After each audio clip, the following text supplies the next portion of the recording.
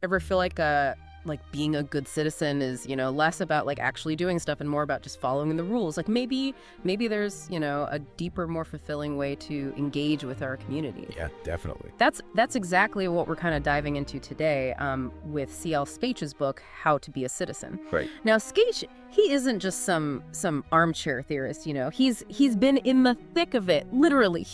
Get this, he was caught in a rocket attack while helping to design constitutions in Iraq. Wow. Yeah, and what's really interesting about that is this whole experience kind of made him question something that most of us just take for granted, like the idea that laws, especially like constitutions, automatically equal a good and stable society. Okay, hold on a sec. The what was it? The secular fallacy? Right. That sounds like a mouthful. Can you break that down for me? Yeah, for sure. So basically, it's this belief that a system built on laws is like the only way to have a functioning society. But Skach is saying, this might be a fallacy, like a misconception.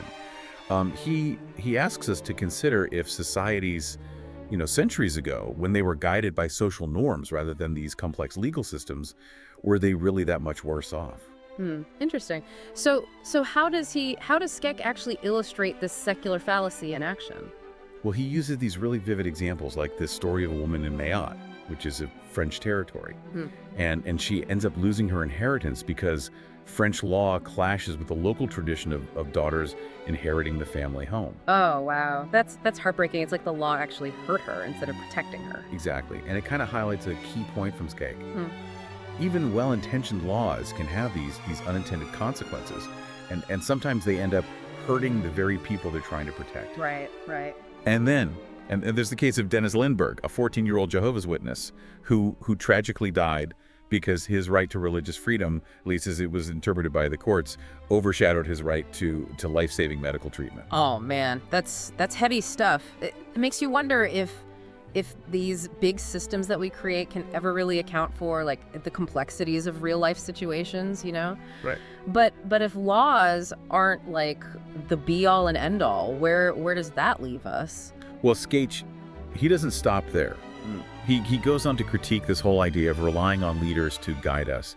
And he points to the failures of both presidential and parliamentary systems. I mean, Right. We've all seen the gridlock, the scandals that can plague even like the most well-established democracies. Right. It's like we're constantly bombarded with news about these political systems that can't seem to get out of their own way. So if we can't rely on laws or leaders, are we just destined for chaos? Like every person for themselves? No, not at all. Skach, he sees a different way. One that's rooted in what he observed in some pretty surprising places, actually. He highlights this spontaneous cooperation that seems to just emerge during disasters. Like think about those incredible stories of people, complete strangers, rescuing others from burning buildings, risking their own safety without even thinking twice. You're right. Those stories they're truly inspiring. It's like our shared humanity just kicks in when the systems we thought we could rely on, they just crumble around us. Exactly. And Skach argues that we can tap into that human capacity for good, not just in times of crisis, but to actually build a better society every single day. And he calls this guerrilla constitutionalism. Guerrilla constitutionalism. Okay, now that has my attention. What exactly does that even mean? So think of it this way. It's about like taking ownership, of our rights and responsibilities instead of just assuming the system's going to like handle everything for us. Right. We negotiate these rights and responsibilities, but like responsibly within our own communities, Yeah, that sounds great, like in theory, but how do we actually like put that into practice? It's not like we're gonna just toss out all the laws and start over. Right. Skach gets that. He's not like advocating for anarchy or anything. He gives some surprisingly practical examples, actually. Starting with something I think we can all relate to, food. Okay. He's a big proponent of growing your own food and then sharing the abundance, as a way to kind of break free from like corporate control and reconnect with the land and with each other. Okay, so he's literally talking about like growing your own tomatoes and sharing them with your neighbor. Exactly. It's about building those small scale connections, and realizing that we're not as dependent on these big systems as we might think. Imagine a world where like sharing our bounty, regardless of like your background or your beliefs, is just like the norm. Yeah. That's a really beautiful vision, but it also feels like a big jump from where we are now. You know, not everyone has the space or even like the know-how to just start a garden. You're right. It's not about everyone becoming completely self-sufficient overnight or anything. It's about taking those small steps, shifting our mindset, and starting to kind of build those alternatives from the ground up. Yeah. So maybe it's joining a community garden. Maybe it's like swapping home-cooked meals with a friend, or even just like choosing to buy from local farmers markets instead of, the big supermarket. Every little bit helps, Yeah, it's about taking back some of that agency, right? Like remembering that we actually have choices. Precisely. Yeah. And this idea of connecting with our communities, it extends beyond just food, too. Yeah. Skach also talks about the importance of embracing cultural diversity through experiencing what he calls ethnic food. So getting out of our culinary comfort zones, like trying new things. Yes, he believes that food is just this powerful way to connect with different cultures, to move beyond just like tolerating each other, to actually like genuinely appreciating our differences. Yeah, it's definitely a more engaging and delicious way to learn about other cultures than just like reading about them in a textbook, that's for sure. But how does this all tie back to guerrilla constitutionalism? Because these small like individual acts of connection, of sharing, of stepping outside of our comfort zones, they all contribute to building a more just and equitable society, but from the ground up. It's like a chain reaction of empathy and understanding, right? Like one small act kind of inspires another and so on. Exactly. Yeah. But Skach, he doesn't stop there. He argues that if we really want lasting change, we need to start young. We need to be like instilling these values in the next generation. Okay, so instead of just like hoping for a better future, we need to actively equip our children to actually create it. Precisely. He highlights these really innovative education models, like the Sudbury Valley School and the Reggio Emilia approach, where kids learn through direct democracy, collaboration, and engaging all their senses. That sounds radically different from like the traditional education system. What would that actually look like in practice? Well, let's take the Sudbury Valley School, for example. Kids, they have complete freedom to choose how they spend their time. Like there's no mandatory classes, no grades, no tests. They learn through exploration, through play, through real world experiences, obviously with guidance from mentors, and they have access to a wealth of resources. Wow, that's a lot of freedom. Would that level of autonomy just be like completely chaotic, or does it actually foster like responsibility? Well, Skach would argue that it's actually in that freedom that true learning really flourishes. Because the children are given so much responsibility for their own education, they develop these really important skills: self-direction, critical thinking skills, and those are essential traits for any active and engaged citizen. Oh, right? great. So it's about like trusting them to learn and grow in their own way. Exactly. And the Reggio Emilia approach, it shares that emphasis on freedom, but it places a strong focus on collaboration and community. So kids, they work together on projects, they learn from each other, and they develop a really strong sense of belonging. It's about recognizing that we're all part of something, larger than ourselves. Yeah. It sounds like Skach sees these schools as like incubators for a new kind of citizen, one who isn't, afraid to challenge the status quo and to actively build a better world. But he doesn't limit this idea of empowering education to just like formal schooling, does he? No, absolutely not. He's also a big proponent of the power of play, specifically what he calls junk playgrounds. So we're talking about playgrounds made out of, well, junk, like old tires and scrap wood and things like that. You got it. And while it might sound kind of counterintuitive, he argues that these unstructured spaces, they offer these amazing opportunities for learning and growth. Okay, yeah, I can see that. Yeah. They have to use their imaginations. They have to collaborate, problem solve on the fly. It's like a real world laboratory for guerrilla constitutionalism.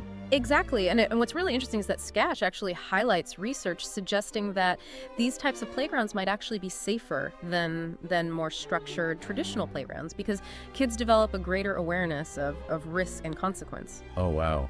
That's fascinating. So by giving kids more freedom, even allowing for a little bit of risk, we're we're nurturing their resilience and their resourcefulness. Precisely. It's about trusting them to navigate the world around them, even if it gets a little messy sometimes. It's about empowering them to become active participants in shaping their own realities. So it's not just about creating a better world for our children, but creating a better world because of our children, by trusting them to be those agents of change. I think that's a great way to put it. It's about recognizing the incredible potential that resides in each and every child, and providing them with the tools and the freedom to actually realize that potential.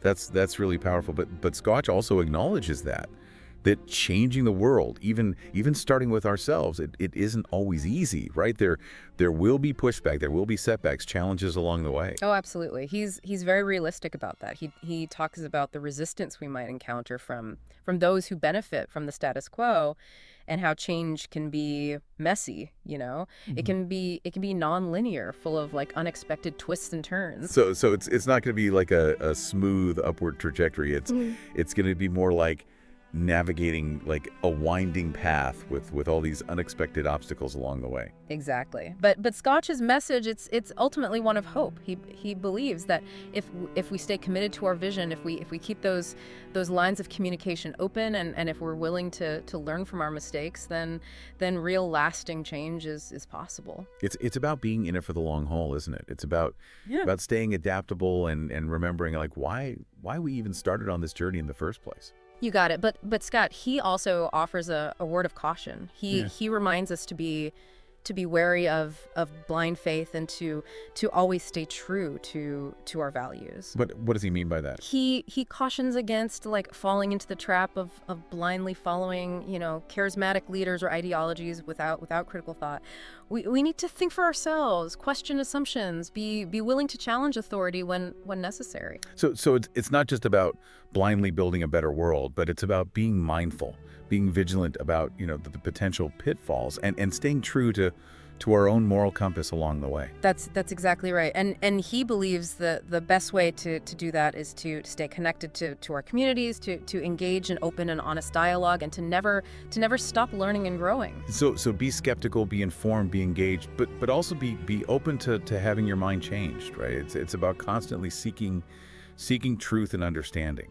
You're exactly right. It's about recognizing that none of us has all the answers, and that we can all learn and grow from engaging with diverse perspectives. Yeah. Skach's ideas are really resonating with me. It's like he's giving us this roadmap for change, but also reminding us that it's not just about the destination, it's about the journey itself. What are your biggest takeaways from his work? For me, it's this reminder that being a citizen, it's not just about rights and responsibilities. It's about relationships. It's about building those connections, with our neighbors, our communities, the world around us. I love that citizenship as relationship building. That's a really powerful shift in perspective. Yeah, it really is, and it makes me think about something else that Skach. He really emphasizes the importance of actual physical spaces in fostering this sense of connection. He calls them piazzas. Yeah. Well, what's the significance of these piazzas in his vision? Well, I mean, it's about recognizing that relationships, they need a place to actually flourish, right? Skach, he argues that these accessible, inclusive public spaces, they're just vital for building community, for creating that sense of shared identity. And they're not just about practicality or anything. It's about fostering those chance encounters, those shared experiences that kind of remind us of our common humanity. So it's not just about having a park or a community center in a neighborhood. It's about creating these spaces that actually invite interaction, that create a sense of belonging. Exactly. And he offers some really compelling examples, like Dojo's Day Spa in wartime Baghdad. Imagine this, a place of peace, a place of connection, run by Filipino women, offering solace, a listening ear to American soldiers. It became this true piazza. It transcended cultural and political divides.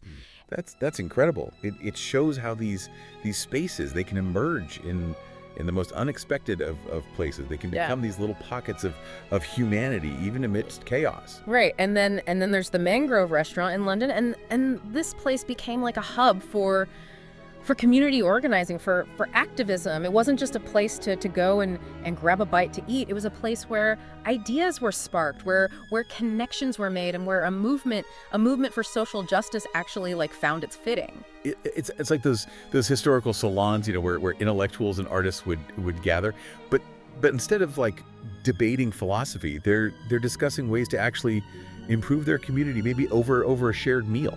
Exactly. And Skach, he challenges us to think about how we can create these kinds of piazzas in our own communities. Maybe it's a community garden, maybe it's a local library, maybe it's even just a park bench where people just naturally seem to gather. It's about fostering those opportunities for real meaningful interaction.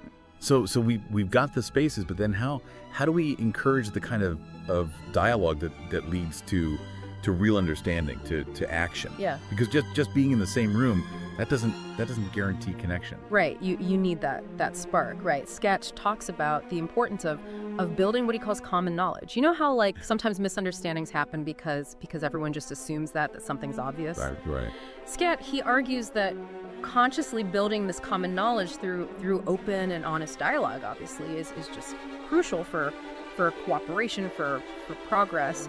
So it's about like creating a space where it's safe to not know everything, to ask questions, and to really listen to each other's perspectives. Exactly. It's about going beyond just like voicing our own opinions and actually engaging in a true exchange of ideas. And it's through those kinds of conversations, where we're willing to challenge our own assumptions, where we're really listening to what others have to say, that we can start to bridge those divides, that we can start to actually find that common ground. It sounds like Skach is advocating for a much more nuanced approach to disagreement, one that values understanding over simply winning an argument. Mm-hmm. Absolutely. He's not like naive about the challenges of building community in our increasingly diverse and often like polarized world, but he reminds us that these differences, they don't have to be threats. They can be opportunities for growth, for learning, for a richer, more vibrant society, and it all starts by simply recognizing our shared humanity. That's a really powerful message. It's about actively choosing like hope over fear, connection over division. It's about remembering that at the end of the day we're all in this together. Exactly, and that's the heart of Skach's message. Yeah. We all have a role to play in shaping a better future. It's not about like waiting for someone else to fix things. It's about taking ownership however we can. Yeah. This deep dive has given us so much to think about, from questioning our reliance on these big systems to embracing those small but powerful acts of guerrilla constitutionalism. It's a call to action for all of us. What small act will you undertake this week to connect with your community, to share your abundance, to maybe build bridges of understanding? Maybe it's trying that new ethnic restaurant down the street. Maybe it's volunteering your time. Maybe it's simply striking up a conversation with someone you wouldn't normally talk to. You might be surprised at the ripples of change that you create. Think about it.